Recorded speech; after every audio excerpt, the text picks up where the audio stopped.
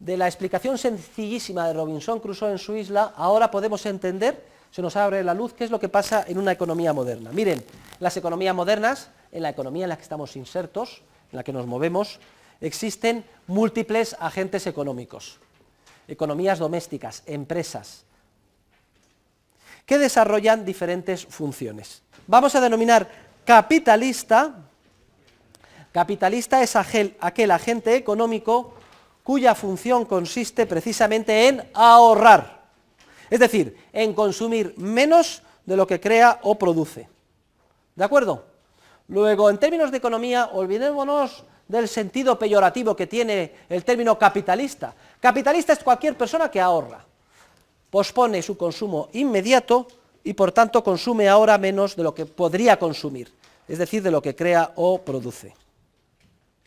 Los capitalistas, por tanto, cuando dejan de consumir, renuncian al consumo inmediato, ponen, como si dijéramos, a disposición de otros agentes económicos que llamamos trabajadores, bienes con los que estos pueden mantenerse mientras dura el proceso de producción, que va a madurar en un futuro más lejano.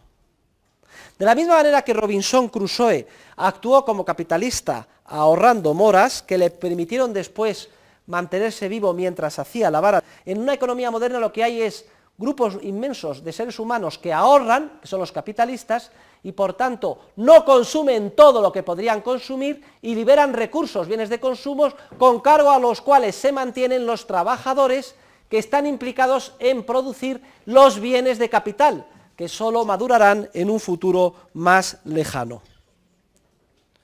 Fíjense ustedes que la identidad es completa, no es una similitud, es completa. La inmensa mayoría de los trabajadores están implicados en producir varas de madera, como si dijéramos. Unos fabrican coches, otros están haciendo ordenadores, no están dedicados a fabricar comida, ni vestidos, ni ocio, ni películas, la inmensa mayoría. Y sin embargo están consumiendo esto. ¿Por qué somos capaces los trabajadores que estamos produciendo bienes de capital de consumir? Precisamente porque hay todo un ejército de capitalistas que ahorran y pone a disposición de los trabajadores los bienes de consumo que necesitan para que estos sobrevivan mientras dura el proceso de producción. Y tengan en cuenta que el proceso de producción en una economía moderna es enormemente complicado y muy duradero en el tiempo. Miren, la producción de un coche, de un vehículo, está constituido por centenares, incluso podríamos decir que miles de etapas sucesivas, que requieren un periodo muy prolongado. Muchos años lleva fabricar un coche. Estamos contando, desde el momento en que se inicia el diseño del vehículo, que sería la etapa más alejada del consumo final, o el bien de capital de orden más alto, en la terminología de Karl Menger. Pasando después a múltiples otras etapas que corresponden al encargo a los proveedores de los correspondientes materiales. No solo la chapa de acero, que requiere a su vez mineral de hierro a bocamina, un alto horno, etcétera, sino también encargar el cuero, los componentes de pintura, los componentes eléctricos. Es como si dijéramos un proceso de etapas complicadísimo con muchos afluentes. Miren, mineral de hierro en la mina, lleva ese periodo de tiempo. Me veo forzado a utilizar una similitud espacializada, pero ya saben ustedes que no es la aplicable en economía, pero es la más visual. Luego pasa al alto horno, se convierte en chapa de acero. Luego la chapa de acero va en un transporte y llega hacia una cadena donde hay unas máquinas que la aplastan y dan forma a la carrocería. Pero claro, esas máquinas de la carrocería también han sido diseñadas y tienen diferentes etapas por las que llegan hasta llegar aquí, es como un afluente, ¿de acuerdo? E igualmente, todo esto llega a la línea de montaje, por ejemplo, la fábrica de Ford en Almusafes. Pero no solo llega, que allí están montando los robots, las diferentes planchas, es que los robots también ha habido que hacerlos, y el diseño del robot, su fabricación, etcétera, en Japón, es otro afluente enorme, que también lleva múltiples etapas, hasta que llega aquí. Y luego viene la línea de montaje, y luego viene la pintura, Y luego viene la prueba. Y luego viene la distribución. Todos hemos visto esos camiones llenos de vehículos o en un tren. Y luego llega a los diferentes concesionarios. Y luego hay otra etapa que es la publicidad. Y después un periodo de tiempo hasta que llegamos al bien final del consumo, el orgulloso propietario que compra el vehículo. No crean ustedes, eso me lo decía un alumno muy gracioso, oiga profesor, ¿qué es eso de que hacer un coche lleva muchos años? Está usted equivocado. ¿Sí? ¿Por qué? Porque estuve en Zaragoza en la fábrica de la General Motors. ¿Ah, sí? Y estuve viendo la cadena de montaje. ¿Sí? Pues mire, salía un coche, otro. Cada coche llevaba 2 minutos producirlo. Cada uno de esos coches ha llevado años producirlo. Y dentro de esa estructura tan complicada que es una economía moderna, los diferentes agentes económicos, las empresas, los trabajadores, se encuentran localizados en diferentes lugares dentro de esta maraña de afluentes o etapas.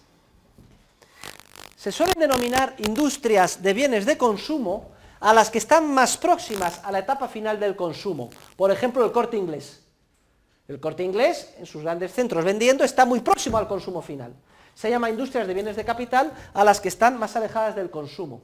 La inmensa mayoría del esfuerzo empresarial humano y de los trabajadores está en las etapas alejadas del consumo. Solo una fracción muy pequeñita del esfuerzo empresarial y del trabajo humano se encuentra en la etapa próxima al consumo, sobre todo una economía desarrollada. Hay empresas dedicadas al diseño de automóviles, hoy en día. ¿Saben ustedes qué automóviles están diseñando? Los que compraremos dentro de 7, 10, 15 años. Eso es lo que están diseñando. Híbridos, eléctricos, hay un esfuerzo enorme, un ingenio empresarial enorme puesto en eso. O empresas farmacéuticas que están haciendo experimentación en Research and Development de nuevos medicamentos que solo madurarán dentro de 10 años, 5. Hay otros que a lo mejor están en altos hornos, no saben ese chapa si va a terminar en un barco, en un coche, etcétera, madurando dentro de 4 años. Hay otros que están en el transporte, ya llevando el producto, están solo alejados 6 meses. Otros están ya en publicidad, haciendo la campaña de publicidad del próximo año, y otros están vendiendo. ¿Se dan cuenta la diferente situación en el tiempo, con las correspondientes etapas? El otro día, cuando me hicieron la entrevista para el telediario de Telemadrid, yo tenía que en 2 minutos explicar la teoría del capital a los televidentes. ¿Qué en 2 minutos? ¡En 25 segundos! Y explicar de qué manera había afectado, produciendo errores masivos de inversión, la expansión crediticia previa. Les adelanto, el único símil que pude entender, como además se ha puesto de moda lo de los brotes verdes, era explicar que la estructura productiva era como un árbol, en este caso un árbol horizontal lleno de ramas, y que muchas de esas ramas estaban podridas. Es decir, se habían expandido muchos de estos afluentes indebidamente, como consecuencia de la expansión crediticia artificial inducida por el proceso que hemos visto en el capítulo anterior, con una banca con reserva fraccionaria. Y ahora el mercado se da cuenta de esos errores de inversión y que la única manera de volver a poner las cosas en orden era cortando las ramas podridas.